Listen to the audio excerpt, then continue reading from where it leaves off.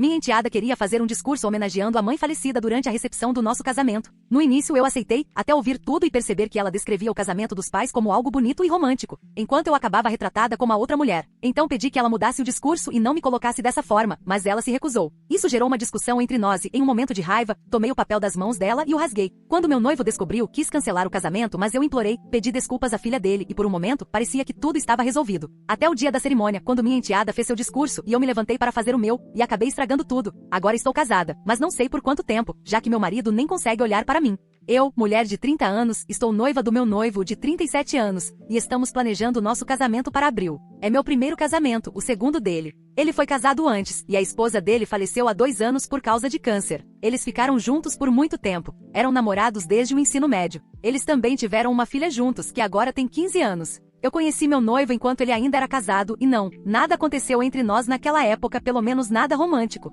Mas não vou amenizar a situação. Eu estava por perto. A esposa dele já estava muito doente, entrando e saindo de tratamentos, e eu me aproximei dele por meio de amigos em comum e eventos. Conheci a filha dele algumas vezes como amiga do pai, e ela definitivamente se lembra disso. Nunca tentei fingir que fomos perfeitos quanto ao momento em que tudo aconteceu, mas não fizemos nada até depois do funeral, e sempre fui aberta sobre isso. Ainda assim, toda essa área cinzenta lançou uma sombra longa sobre o meu relacionamento com a filha dele. Ela não confia em mim. Nunca confiou. E sinceramente, é exaustivo tentar desempenhar esse papel de madrasta perfeita quando tudo que eu digo ou faço é recebido com silêncio frio ou comentários passivo-agressivos. Ela é educada perto do pai, mas eu sinto a tensão quando estamos sozinhas. Ela mora com a gente desde que a mãe faleceu. Meu noivo queria estabilidade para ela, mas ela vai se mudar para a casa dos avós em alguns meses para ficar mais perto de uma escola que quer frequentar. Sinceramente, fiquei aliviada quando soube. Ela nunca realmente se aproximou de mim, não importa quantas vezes eu tenha tentado. E em certo ponto, começou a parecer que talvez ela nem quisesse. Admito que não sou a pessoa mais maternal do mundo. Não finjo ser. Nunca me imaginei casando com um homem com filho, muito menos com uma bagagem tão pesada. Mas eu o amo, e estamos tentando construir algo novo juntos. É aí que todo esse problema começa. Sobre o casamento. Planejá-lo já tem sido estressante o suficiente. Local pequeno, família próxima, orçamento apertado, etc. E já tive que ceder em muitas coisas. Os pais dele insistiram que homenageássemos a esposa falecida de alguma forma, então concordei com o momento de acender uma vela na cerimônia. A filha dele perguntou se poderia usar um colar que pertenceu à mãe no dia. De novo, tudo bem, mas agora ela quer ir além. Uma semana atrás, ela disse ao meu noivo que quer fazer uma leitura durante a recepção. No começo, achei fofo. Ela nos mostrou um poema. Quer ler algo sobre amor, luto e família. É bem escrito, maduro para a idade dela e sinceramente bonito. Mas então eu vi o resto. Ela pretende dedicar tudo à mãe. Não é só algo do tipo sinto sua falta, eu te amo. Ela escreveu uma longa introdução sobre como o casamento dos pais dela era o tipo de amor sobre o qual as pessoas escrevem histórias. Ela descreve os dois dançando na cozinha, rindo durante as sessões de quimioterapia, e como a mãe cantava para o pai quando ele estava triste. Depois ela diz, espero que eu e meu pai possamos ter nosso próprio conto de fadas, mesmo que não seja o mesmo tipo de magia. Fiquei em choque quando li aquilo. Tipo, o que é isso? Este é o dia do meu casamento. Nosso, claro, mas ainda assim, deveria ser uma celebração de um novo capítulo, não um memorial aberto. Sinceramente, parece que ela está usando o nosso casamento como palco para glorificar o casamento dos pais dela e fazer o meu parecer uma nota de rodapé, como uma segunda tentativa diluída com a qual o pai dela está se contentando. Falei com meu noivo naquela noite. Tentei manter a calma, mas não vou mentir, eu estava chateada. Disse que sentia que isso estava passando dos limites. Que uma coisa é homenagear a esposa dele de forma discreta, outra é deixar a filha tomar conta emocionalmente do casamento. Que não é saudável nem para ela nem para nós como casal continuar colocando o primeiro casamento dele em um pedestal. Ele me olhou como se eu tivesse chutado o cachorro dele. Disse que o discurso era bonito, importante para ela, que honrava o luto dela e abria espaço tanto para a mãe quanto para a aceitação de mim. Eu disse que não parecia aceitação. Parecia uma indireta. Como se eu estivesse sendo lembrada de que nunca vou estar à altura. Ele disse que eu estava interpretando demais, que o poema termina de forma esperançosa, desejando o melhor para nós. Quase chorei de frustração. Eu não queria parecer egoísta ou insegura, mas eu sou insegura. E não é como se isso tivesse surgido do nada. Houve dezenas de pequenos momentos no último ano em que me senti uma estranha no meu próprio noivado. A filha dele vive comparando tudo o que fazemos com o que os pais dela faziam. Quando estávamos escolhendo o local, ela revirou os olhos e disse que a mãe e o pai se casaram sob uma árvore onde pássaros pousaram nos ombros da mãe como em um filme da Disney. E eu tenho que sorrir e concordar enquanto ela pinta o relacionamento deles como um conto de fadas perfeito que eu nunca vou alcançar. Outra vez eu estava fazendo algo para um encontro de família, e ela disse, minha mãe fazia isso melhor, sem nem provar. Fiquei furiosa. Meu noivo só lançou aquele olhar cansado, tipo, não agora, mas não disse nada. Ele nunca diz. Sinto como se o fantasma da esposa dele estivesse em todos os lugares da nossa casa, nas nossas conversas e nos olhos da filha dele. E agora ela quer levar esse fantasma para o dia do meu casamento. Ainda não tomei nenhuma decisão final. Estou tentando ser a pessoa mais madura, mas estou cansada de ser o saco de pancadas do luto de todo mundo. Eu não sou um substituto. Não sou apenas a segunda esposa. Sou uma pessoa completa, e quero que meu casamento seja sobre nós, eu e ele, não um tributo a uma vida da qual não fiz parte. E sinceramente, estou pensando em dizer à filha dele que ela ainda pode ler o poema, mas precisa cortar a parte do tributo. Talvez só mencionar no final que é em memória da mãe e pronto. Sem monólogo, sem comparações de histórias de amor, só o poema. Mas eu sei como isso vai acabar. Ela vai se chatear, ele vai ficar do lado dela. Eu vou virar a madrasta malvada de novo, como sempre que falo alguma coisa. Fiquei quieta a maior parte da manhã, mas aquilo continuava pesando no meu peito. Eu odiava como tudo sobre esse casamento, o nosso casamento, estava sendo ofuscado por essa competição não dita entre mim e uma mulher morta. E nem foi uma escolha minha. Eu não me inscrevi para ser comparada a alguém que não pode se defender, não pode esclarecer nada e só pode ser perfeita na memória de todos. Mas tentei me acalmar. Disse a mim mesma que deixaria isso de lado por alguns dias e tentaria abordar a situação quando estivesse mais tranquila. Então, mais tarde naquela tarde, ela trouxe o maldito caderno com o poema e pediu ao meu noivo para ouvir a versão atualizada. Eu nem queria ouvir, mas ela começou a ler em voz alta ali mesmo, na sala. A avó da filha dele mandou uma mensagem longa para meu noivo dizendo que o luto aparece de formas complicadas e que ele deveria proteger a filha de perdas adicionais. Então agora eu sou a vilã por algo que nem fiz ainda. Os avós dela já não gostam muito de mim. Eles me toleram, mas sinto julgamento toda vez que visitam. Parece que acham que apareci rápido demais depois da morte da nora deles, mesmo tendo passado meses. Já ouvi eles me chamarem de rebote com o qual ele acabou ficando. Então eu já sabia que ficariam do lado dela, mas ver isso escrito deixou tudo pior. E para completar, ela imprimiu o poema e colou na geladeira na manhã seguinte para poder praticar mais. Pareceu intencional. Ela sabe que eu olho a geladeira toda manhã para ver a lista de compras. Escolheu aquele lugar de propósito. Não estou fingindo ser perfeita aqui. Sei que tenho problemas com ciúme. Sei que o começo do meu relacionamento com meu noivo foi complicado. Sei que fico na defensiva com a filha dele porque ela me faz sentir como se eu estivesse invadindo uma vida que ela quer manter exatamente como era. Sei que não vou ganhar prêmio de melhor madrasta. Mas também sei disso. Um casamento deveria ser sobre o casal. E cada passo do nosso planejamento envolveu eu me esforçando ao máximo para abrir espaço para uma mulher que morreu há 2 anos e uma filha que se recusa a me ver como algo. Além do motivo pelo qual a vida dela mudou. Estou cansada de abrir espaço. Quero um dia, um único dia, em que não seja comparada a um fantasma. E sinceramente, quanto mais isso continua, mais sinto que preciso impor um limite agora antes que saia do controle. Tenho pensado em como abordar isso com ela. Parte de mim quer ser direta e dizer que a parte de homenagem precisa sair. Outra parte sabe que ela vai usar as lágrimas de novo, contar aos avós, envolvê-los, e eu vou acabar presa no estereótipo da madrasta malvada. Meu noivo não vai me apoiar se ela ficar chateada. Ele nunca apoia. Quando ela está machucada, ele larga tudo. Quando eu estou machucada, preciso justificar meus sentimentos 3 vezes antes de ele sequer considerá-los. E por mais que eu tente me convencer de que estou imaginando coisas, é óbvio que não sou prioridade nessa casa. Talvez nunca tenha sido, mas ainda é o meu casamento. Eu tenho o direito de definir o tom dele, não tenho? Não estou proibindo ela de falar. Não estou dizendo que ela não pode mencionar a mãe de jeito nenhum. Tudo que eu quero é que ela leia o poema sem transformar a recepção inteira em uma viagem nostálgica sobre um casamento do qual não fiz parte e com o qual não posso competir. Eu sei que as pessoas vão dizer, é só um momento. Mas para mim parece a gota d'água depois de uma longa sequência de momentos em que meus sentimentos ficam em segundo plano. Não estou tentando apagar a mãe dela. Estou tentando construir minha própria vida com o pai dela sem ser constantemente lembrada de que estou vindo depois de alguém que ele aparentemente amou mais. Eu sei como isso vai soar quando eu postar. Sei que vão me chamar de insegura, ciumenta, insensível, o que for. Tudo bem, mas estou cansada de fingir que está tudo bem quando não está. Então aqui estou pedindo a opinião de estranhos na internet, porque as pessoas da minha vida são parciais demais para enxergar o meu lado. Comentários do Reddit. Comentário 1. Você é a errada. Não há nenhum pingo de dúvida aqui. Acho que você não percebe o quão incrivelmente generosa essa garota de 15 anos está sendo ao tentar te incluir com uma nota de esperança no final de um discurso sobre a mãe dela, que morreu há apenas 2 anos.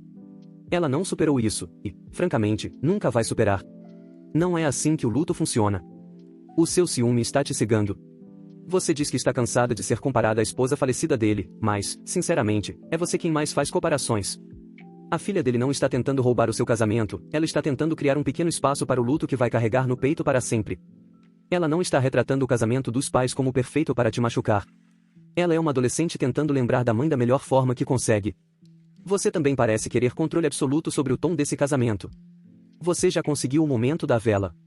Concordou com ela usar o colar. Mas, no momento em que ela quer dizer algo pessoal, isso vira um ataque. Não é sobre você. Eu entendo que é difícil se sentir em segundo plano. Mas você entrou nessa sabendo que ele era viúvo. Você escolheu essa vida. Você não pode apagar o passado só porque se sente desconfortável ao ficar ao lado dele. Comentário 2. Você é errada. E o fato de você tentar retratar uma adolescente em luto como alguém que está roubando o seu dia é, sinceramente, preocupante. Ela tem 15 anos. Ela viu a mãe morrer. Ela viu o pai desmoronar. E agora está vendo ele seguir em frente enquanto ela está presa entre o passado e o presente. O mínimo que você poderia fazer é não pegar o único espaço emocional que ela tem e transformar isso em uma disputa mesquinha por território. Além disso, você continua dizendo não tivemos um caso. Mas admite que estava por perto enquanto a mãe dela ainda estava viva. Crianças não precisam de definições legais, elas reagem à aparência das coisas. Do ponto de vista dela, você estava lá, depois a mãe morreu, e então o pai ficou com você. Claro que ela vai desconfiar. Em vez de ajudá-la a se sentir segura, você está tentando censurar o luto dela porque se sente ameaçada por uma mulher que já nem está viva. O poema não te insultou. A homenagem não te insultou. É a sua insegurança que está te ferindo. Ela não está tentando ofuscar o seu casamento. Ela está tentando se despedir no único espaço que ainda parece conectado à história dos pais dela. Você está entrando em uma família, não substituindo uma. Comentário 3. Essa é uma situação difícil, porque claramente você está lidando com muita coisa emocionalmente. Mas sim, ainda inclinado a dizer que você é a errada. Não por ter sentimentos, mas pela forma como está lidando com eles. Você diz que se sente como uma substituta e que a filha dele te trata com frieza. E talvez isso seja verdade, mas, em vez de lidar com essa dinâmica diretamente, você está tentando controlar esse momento específico e transformando isso em uma disputa de poder. E vamos ser sinceros, isso não é só sobre o discurso. São anos de ressentimento acumulado porque você nunca teve um vínculo real com a filha dele e nunca conseguiu sair da sombra da primeira esposa. Isso é difícil, eu entendo. Mas tentar corrigir esse desequilíbrio no dia do seu casamento, cortando a voz dela, vai explodir na sua cara. Além disso, seu noivo parece evitar conflito a todo custo. Ele está deixando você presa nessa tensão com a filha dele sem nunca mediar isso de forma adequada, e agora isso está vazando para o planejamento do casamento. Isso também é responsabilidade dele. Você se sente sem apoio porque realmente está sem apoio, mas, em vez de lidar com isso, está transformando a filha dele na inimiga. Você não conserta uma dinâmica familiar quebrada silenciando a criança. Você conserta tendo conversas difíceis muito antes de definir o mapa de assentos do casamento. Só dizendo. Atualização. Foram dias infernais. Eu não ia postar de novo, mas tudo explodiu, e agora sinceramente não sei o que fazer. Todo mundo está irritado com todo mundo. O casamento está praticamente por um fio. Então foi isso que aconteceu. Depois de pensar um pouco, decidi conversar com a filha do meu noivo. Esperei até ele sair para resolver algumas coisas, achando que seria mais fácil sem ele se intrometer. Meu plano não era ser cruel. Eu ia pedir com calma para ela apenas ler o poema ou cortar a parte do discurso para não parecer um altar ao casamento dos pais dela. Mas no segundo em que comecei a falar, o rosto dela mudou. Completamente frio na defensiva, como se eu tivesse dito algo 10 vezes pior do que realmente disse. Ela falou que eu nunca gostei do poema desde o começo e que eu só estava com ciúmes porque as pessoas realmente amavam a mãe dela. Aquilo me tirou do sério. Eu disse que estava cansada de ser tratada como inimiga, que estou tentando construir um futuro com o pai dela e que é ela quem vive trazendo o passado para tudo. Ela se levantou e disse: "Mas você já era o passado. Você já estava lá quando minha mãe ainda estava viva." Ela me acusou diretamente de ser a razão pela qual os últimos anos do casamento dos pais dela foram um inferno. Disse que eu agia como se a mãe dela não existisse antes mesmo de ela morrer. Eu perdi o controle. Ela estava com o poema nas mãos e eu explodi. Arranquei o papel da mão dela e rasguei ao meio. Ela gritou de verdade, e eu gritei de volta para ela calar a boca ou nem se dar ao trabalho de ir ao casamento. Ela correu para o quarto. Meu noivo chegou uns 10 minutos depois, com ela chorando atrás da porta trancada. Ela já tinha mandado mensagem para ele contando o que aconteceu. Eu tentei explicar, dizer que ela me acusou de ser a outra, que me fez sentir um lixo e que está tentando transformar o casamento em um tributo a uma vida da qual eu não fiz parte. Mas ele não quis saber. Ele olhou para mim como se eu fosse uma estranha. Ele perguntou: "Você rasgou o poema?" Eu disse que sim. Ele balançou a cabeça e disse: "Eu nem reconheço você agora." Ela ficou no quarto o resto da noite. Ele dormiu no sofá. Ninguém falou comigo. Na manhã seguinte, recebi uma mensagem longa e fria da mãe dele dizendo que soube do que aconteceu e que estava profundamente decepcionada com minha incapacidade de conviver com uma criança em luto. Ela disse que ela e o pai dele deixariam de ajudar com as despesas do casamento, a menos que eu pedisse desculpas sinceras e aceitasse o discurso como foi escrito, sem compromisso. Depois, meu noivo me disse que a filha não quer mais ir ao casamento. Ele tentou dizer que ela só está chateada, mas dava para ver nos olhos dele que ele estava destruído. Disse que não vai obrigá-la a ir se ela não se sentir confortável e que não tem certeza se o casamento vai acontecer se as coisas não mudarem. Foi aí que eu desmoronei. Comecei a chorar ali mesmo. E não foi um choro leve, foi um ataque de pânico. Eu vinha segurando muita coisa há meses. A tensão constante dentro de casa, o fantasma da primeira esposa perfeita pairando sobre tudo, o fato de que nada do que eu faço nunca é suficiente para a filha dele, e o fato de que ele nunca me defende quando ela é cruel. Achei que conseguiria aguentar, mas não consegui mais. Acabei sentada no chão chorando enquanto ele só ficava ali, sem saber o que fazer. Mais tarde naquele dia, tentei ligar para minha mãe para desabafar e talvez ter algum apoio emocional, mas ela também não ficou do meu lado. Ela disse que entende meu ponto, mas que lidei com tudo da pior forma. Ela chegou a dizer: você não pode competir com a memória de uma mulher morta e esperar ganhar. Ou você faz as pazes com isso ou sai de cena. Minha irmã mandou mensagem depois dizendo que eu preciso pedir desculpas não pelo que sinto, mas por como agi. Então nem minha própria família está me defendendo agora. Meu noivo ainda não disse que o casamento foi cancelado. Ele diz que está em pausa, o que basicamente significa que está por um fio. A filha dele não saiu do quarto, exceto para ir à escola e voltar. Ela não fala comigo. Mal olha para o pai. A casa inteira parece um cemitério. Estou com raiva, triste e exausta, e começando a me perguntar se tudo isso vale a pena. Eu o amo, mas sinto que sempre vou estar correndo atrás de alguém que nem está mais aqui. E agora a filha acha que eu destruí tudo. O pai dela, a família dela, a sensação de segurança dela. É uma acusação pesada demais. E a pior parte? No fundo, eu nem me arrependo de ter rasgado o poema. Não de verdade. Foi o único momento em meses em que senti que tinha algum controle sobre alguma coisa. Então é isso, o casamento está em pausa. Estou dormindo no quarto de hóspedes. Ele mal fala comigo. A filha dele não quer saber de mim. Todo mundo está esperando que eu conserte tudo, mas eu nem sei mais como isso seria possível. Obrigada a quem comentou antes, até mesmo aos que me criticaram. Talvez vocês estivessem certos. Talvez eu não estivesse pronta para essa família. Achei que amor fosse suficiente. Estou percebendo agora que não é. Não sei o que acontece daqui para frente. Comentários do Reddit. Comentário 1. Meu Deus, Op. Você rasgou o poema dela. Uma garota de 15 anos em luto pela mãe, que já não confia em você, e você literalmente destruiu uma das únicas coisas que ela tinha para se despedir de forma adequada. Você não só mandou ela calar a boca, você destruiu fisicamente as palavras dela. E ainda diz que não se arrepende. Essa é a parte que faz isso parecer quase sociopático. Ela não estava tentando roubar o seu momento. Ela estava tentando compartilhar o amor dos pais dela de uma forma que ainda te incluía no final. E você rasgou. Não estou dizendo que ela te acusar de traição foi certo, mas se coloque no lugar dela. Ela perdeu a mãe e, meses depois, essa amiga da família de repente começa a namorar o pai. Você estava por perto naquela época, e isso já é suficiente para uma criança ligar os pontos, sendo verdade ou não. Você quer ser tratada como esposa, parceira, uma figura materna, mas está agindo como uma rival com ciúmes. Isso não é uma comédia romântica. Você não é a mulher incompreendida de segunda chance. Você é a razão pela qual uma garota de 15 anos agora acredita que o pai traiu a mãe dela e deixou que ela fosse atropelada emocionalmente pela nova noiva dele. Ele não vai se casar com você. Não agora. Talvez nunca. E, sinceramente, ainda bem. Comentário 2. Eu já vivi em uma família reconstituída. É complicado pra caramba. Mas deixa eu te dizer uma coisa pela experiência, o padrasto ou madrasta que enxerga a criança como um obstáculo, em vez de uma pessoa, nunca ganha. A filha do seu noivo tem todos os motivos para estar na defensiva com você. Você estava por perto enquanto a mãe dela estava morrendo. Você começou a namorar o pai logo depois. Se você cruzou algum limite ou não, não importa, ela acha que sim.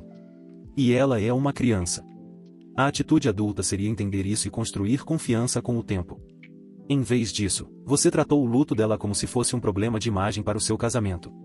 Você não apenas estabeleceu um limite, você explodiu a ponte inteira. E depois ficou aí se perguntando por que ninguém quer atravessar para o seu lado. Sinceramente, o poema era um ramo de oliveira. Ela te incluiu, mesmo com toda a carga emocional envolvida. Ela abriu espaço para você. Você rasgou isso. E agora ela se afastou. O casamento está em pausa, e seu noivo está vendo um lado seu que não sabe lidar com conflitos sem transformar tudo em guerra emocional. Isso não significa que está tudo perdido. Mas significa que você precisa de terapia antes de casar. Isso foi uma crise de caráter, não apenas de circunstância. Comentário 3. Comecei a ler isso pensando, ok, talvez a OP só esteja sobrecarregada. Famílias reconstituídas são difíceis. Mas não. Você me perdeu quando disse, arranquei o poema da mão dela e rasguei. Isso não é um erro de julgamento. Isso é raiva. É alguém que chegou ao limite emocional e decidiu que o luto de uma criança era o problema. Dito isso, também acho que seu noivo falhou completamente com vocês três. Onde ele estava em tudo isso? Deixando vocês duas viverem sob o mesmo teto com uma tensão não resolvida por 2 anos e apenas esperando que tudo se resolvesse sozinho. Isso é fantasia. Ele deveria ter colocado vocês duas em terapia familiar no momento em que as coisas começaram a ficar tensas. A filha dele não está emocionalmente segura nessa casa agora. Isso é responsabilidade dele. E o seu colapso? Já estava atrasado. Você claramente se sentiu uma estranha desde o começo. E, em vez de lidar com isso em terapia ou com comunicação aberta, tentou enterrar tudo sob listas de tarefas do casamento. E agora tudo está explodindo. Você não é uma pessoa má. Você é humana. Mas está perdendo o controle, e precisa se afastar bastante antes de destruir todos os relacionamentos que tem. Consertar isso não é só pedir desculpas. É assumir responsabilidade, fazer terapia e talvez aceitar que esse casamento não vai acontecer da forma como você planejou. Atualização 2. Acho que essa é minha atualização final, porque o casamento aconteceu. E sinceramente não sei em que pé está o meu casamento agora, ou se isso sequer pode ser chamado de casamento quando todo mundo foi embora, exceto o barman. As coisas saíram muito mais do controle do que eu imaginava. Depois da explosão, do poema rasgado, da filha entrando em modo de silêncio e do meu noivo mal falando comigo, achei que tinha acabado. Então ouvi meu noivo conversando com a irmã no corredor, dizendo que não tinha certeza se eu era emocionalmente estável o suficiente para fazer parte da família, e que se sentia preso entre uma mulher que ama e uma filha que precisa proteger. Eu o confrontei. Ele parecia exausto, como se tivesse envelhecido 10 anos em uma semana. Disse que não sabia mais se queria se casar. Eu entrei em pânico e implorei para que não cancelasse. Disse que iria consertar tudo, que pediria desculpas à filha dele e que faria o que fosse necessário. Eu estava desesperada. Pressionei emocionalmente. Não me orgulho disso, mas no fim, ele cedeu. Ou talvez só não tivesse mais energia para discutir. De qualquer forma, consegui fazer com que ele mantivesse a data do casamento. Esse foi o primeiro erro. Os avós da filha dele insistiram em uma conversa em família antes do casamento. Sentaram comigo na casa deles, junto com a filha, meu noivo e os pais dele. Achei que seria uma conversa calma, mas parecia um tribunal. Todo mundo naquela sala me confrontou sobre meu comportamento, meu surto, o poema rasgado, minha suposta hostilidade em relação à falecida, tudo. Me colocaram como a vilã em várias situações que eu nem lembrava da mesma forma. A filha dele chorou o tempo todo. Meu noivo não me defendeu uma única vez. Saí de lá tremendo. A única coisa que consegui foi convencê-los de que eu me comportaria bem no casamento e não estragaria o momento que ela precisava ter. Esse foi o segundo erro. Na noite antes do casamento, tentei falar com a filha dele em particular. Mandei uma mensagem longa pedindo desculpas pela forma como tudo aconteceu e dizendo que queria que o casamento fosse em paz. Ela visualizou e não respondeu. Tentei de novo, pedindo desculpas por rasgar o poema. Ela finalmente respondeu: não importa. Você já mostrou quem você é. Foi isso. Sem negociação. Sem ponte para reconstruir. Eu deveria ter levado isso como um sinal de como seria o dia seguinte. O casamento foi tenso desde o início. As pessoas estavam quietas. Ninguém fazia contato visual comigo a menos que fosse necessário. Minha família ficou sentada de forma desconfortável no meio. A família dele ficou agrupada, como se estivesse se protegendo de mim. Até o celebrante parecia desconfortável. A cerimônia mal terminou e a filha dele foi até o microfone da pequena recepção com páginas impressas na mão. Ela não pediu permissão. Não falou com o pai. Ela simplesmente fez. E leu o poema original, exatamente aquele que eu rasguei ao meio. Ela deve ter digitado tudo de novo. Falou sobre a mãe, sobre o amor dos pais, sobre como o pai dançava na cozinha. E então olhou diretamente para mim enquanto dizia: espero que meu pai encontre uma nova felicidade, mas nada vai substituir o que eles tiveram. E tudo bem. Os convidados choraram. Os avós a abraçaram. Meu noivo enxugou lágrimas. E eu fiquei ali congelada com um sorriso falso enquanto sentia o calor subir pelo pescoço. Ela não parecia assustada. Não parecia triste. Parecia vitoriosa. Um leve sorriso. Pequeno, mas eu vi. Algo dentro de mim quebrou de novo. Porque eu sabia que as pessoas iam comentar isso pelas minhas costas por anos. Lembra como o primeiro casamento dele era lindo? Lembra como a filha homenageou a mãe com tanta elegância? E eu sempre seria o segundo ato. A versão inferior. Então eu me levantei depois que ela sentou. Fui até o microfone. Meu noivo sussurrou: não. Mas eu já estava indo. Eu tinha preparado um discurso na noite anterior. Um discurso passivo-agressivo. Eu admito. Era sobre começar novas tradições, deixar o passado para trás e construir uma vida que não seja definida pelo luto. Eu disse: às vezes, seguir em frente significa aceitar que o passado fica no passado. As pessoas imediatamente ficaram tensas. Dava para sentir o clima mudar. Alguns convidados se entreolharam como se estivessem assistindo a um colapso ao vivo. Os avós da filha dele se levantaram no meio do discurso e foram embora. Meu noivo nem olhou para mim. Ficou encarando a mesa. A filha dele começou a chorar alto e saiu correndo da recepção. Eu tentei continuar falando, mas metade do salão já estava vazia. Minha família cochichava entre si. Os primos dele me encaravam. O casamento inteiro parecia um funeral do bom senso. Quando finalmente saí do microfone, meu noivo não me consolou. Não disse nada. Ele apenas se levantou, murmurou: preciso ver minha filha, e me deixou sozinha na frente de todo mundo. As pessoas evitavam olhar para mim. Alguns convidados vieram até mim, não para conversar, mas para pegar seus casacos. Alguém sussurrou: isso foi um erro. Mas não consegui identificar quem. Acabei chorando no canto, perto da mesa do bolo. Minha madrinha nem se aproximou. Depois disse que não sabia o que falar sem piorar a situação. Terminamos a noite separados. Ele levou a filha para casa. Eu fui com minha irmã. Não dormimos no mesmo quarto depois. Hoje, a casa está em silêncio. A filha dele foi para a casa dos avós. Ele disse que precisa de espaço. Eu não sei se esse casamento é real ou se o papel que assinamos ontem significa alguma coisa. Todo mundo diz que eu piorei tudo. Talvez eu tenha mesmo. Mas ninguém entende como foi difícil viver todos os dias como a esposa sombra, a intrusa, o alvo do ressentimento de uma adolescente em luto. Tudo que eu queria era um único dia em que eu não estivesse competindo com um fantasma. Comentários do Reddit. Comentário 1. Parabéns, Op. Você transformou o próprio casamento em um espetáculo sobre quem sofre mais, e perdeu. Você viu a filha se preparando para ter o momento dela. Sabia que ela ia falar. E, em vez de simplesmente deixar acontecer, você subiu lá com um discurso que você mesmo admite que era passivo-agressivo, durante a sua própria recepção de casamento, e basicamente deu um tapa no luto dela na frente de todos os convidados. Sério, o que você achou que ia acontecer? Que as pessoas iam aplaudir e te entregar um troféu de finalmente ela se impôs? Isso não foi força. Foi ego com um microfone. E agora você tem uma sala vazia, uma adolescente chorando, um noivo que te deixou no meio do brinde e uma reputação que você nunca vai conseguir apagar. E não, você não pode dizer que ninguém entende o quão difícil tem sido. Você não é vítima da sua própria sabotagem. Você fez uma jogada de poder em uma recepção de casamento, e deu completamente errado. Comentário 2. Sou casado há 28 anos. Deixa eu te dizer uma coisa que pouca gente fala: casamento dura um dia, família é para sempre. Você construiu toda a sua identidade em torno do evento, em vez dos relacionamentos ao redor dele. Aquela garota não arruinou o seu dia. Ela te deu uma chance de mostrar que tipo de parceira, madrasta e pessoa você realmente é. E você mostrou exatamente porque ela tinha medo de confiar em você. Você não está errada por querer seu próprio espaço no casamento. Mas a forma como fez isso, num microfone, com plateia, logo depois de uma adolescente falar da mãe falecida, foi onde você perdeu todo mundo. Você pode até estar legalmente casada, mas, se acha que essa família vai te apoiar depois daquela recepção, está muito enganada. Casamento não é sobre cerimônias. É sobre quem continua ao seu lado quando o salão esvazia. Comentário 3. Todo mundo está focando em você, Op, e sim, você incendiou o evento inteiro. Mas eu ainda culpo o seu noivo. Onde ele estava em tudo isso? Ele deixou você viver em tensão constante com a filha dele. Não estabeleceu limites claros. Não mediou a situação. Não protegeu nenhuma das duas. Ficou só esperando que as duas pessoas mais emocionalmente frágeis da vida dele resolvessem tudo sozinhas. Aquela conversa em família deveria ter acontecido há 2 anos. Terapia deveria ter sido obrigatória antes mesmo de começarem a planejar o casamento. Em vez disso, ele esperou tudo explodir e depois colocou a culpa em você. E não vamos ignorar isso. Ele foi embora.